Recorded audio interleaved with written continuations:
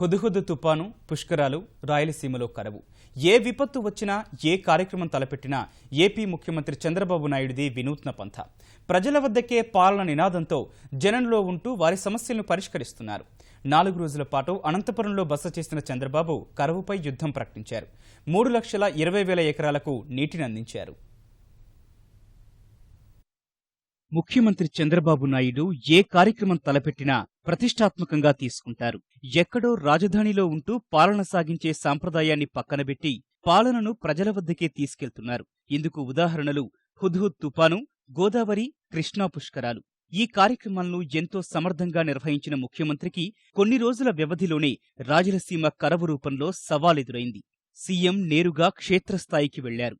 4 రోజుల పాటు అక్కడే బస చేసి పాలన సాగించారు. రాష్ట్ర వ్యాప్తంగా ఉన్న రెయిన్ గన్లు, స్ప్రింక్లర్లు, నీటి ట్యాంకర్లు, ఆయిల్ ఇంజిన్లను అనంతపురం బాట పట్టించారు. మంత్రులు, అధికారులతో ఉదయం, సాయంత్రం సమీక్షలు నిర్వహించడంతో పాటు యంత్రాంగం మొత్తాన్ని సైన్యంలా ముందుకు నడిపారు. సీమలో వర్షాభావంతో ఎండుతున్న పంటలకు నీటిని అందించి విజయం సాధించారు.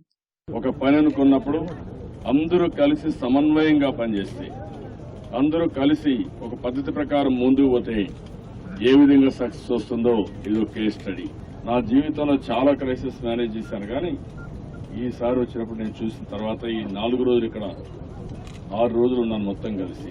నా జీవితంలో ఈ 6 రోజులు నేను పడిన శ్రమ గాని, నేను పడిన కష్టం గాని సత్ఫలితాలు ఇచ్చింది, తృప్తి ఉంది.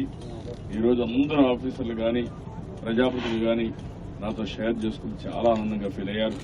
7 మంత్రులు, 11 మంది ఐఏఎస్లు, 31 మంది గ్రూప్ 1 అధికారులతో పాటు కలెక్టర్, ఎస్పీ, వ్యవసాయ అనుబంధ శాఖల అధికారులు క్షేత్రస్థాయిలోనే ఉన్నారు.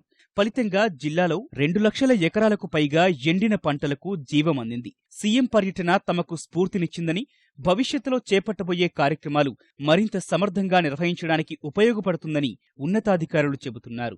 ఆయన ఒక నూతన ఉత్సాహం అధికారు యంత్రాంగం మొత్తంలో కూడా నింపడం జరిగింది. ఎప్పుడూ పీడిస్తున్నటువంటి సమస్య, కరువు సమస్యని ఈరోజు ఒక పరిష్కారం, ఒక మార్గం ముఖ్యమంత్రి గారు చూపించారు. కాబట్టి ఆ మార్గంలో నడవడానికి మేమందరం సిద్ధంగా ఉన్నాము. విపత్తులో పనిచేసిన ఫీలింగ్ వస్తూ ఉంది. ఇటువంటి ఒక మంచి ఎక్స్పీరియన్స్గా మాకు మిగిలిపోతుంది. ఖచ్చితంగా ఇది మేము జీవితాంతం గుర్తుండే ఈ 4 రోజుల పర్యటన, ముఖ్యమంత్రి గారి పర్యటన మేము గుర్తుంచుకుంటాము.